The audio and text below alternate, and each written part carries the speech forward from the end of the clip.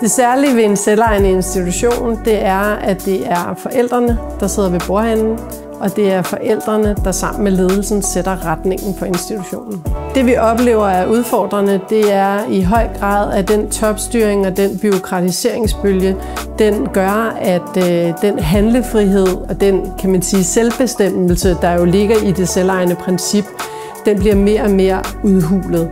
Jeg kunne rigtig godt tænke mig, at vi tager det selvejende tilbage gennem den her frisættelse, som der bliver talt rigtig, rigtig meget om. Jamen det, der sker, når der kommer så mange krav fra politisk side, det er, at det tager tid væk fra den kerneopgave, som vi er sat i verden for at løse. Men jeg tror, det, der skal til for, at vi kan gøre det bedre, det er, at der skal være noget større tillid til, at vi godt kan selv. Og det er jo ikke fordi, at vi ikke gerne vil støtte op omkring det, der besluttes politisk, men jeg tænker, det vil være en god idé, hvis politikerne begynder at inddrage os noget mere i, hvad vi mener, der er godt for institutionerne og for børnefællesskabet.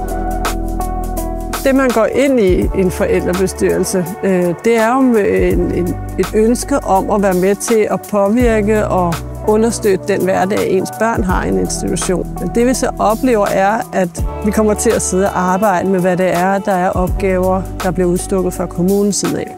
Være så bæredygtig struktur, kapacitetstilpasning eller tildelingsmodel. Det bruger vi meget tid på.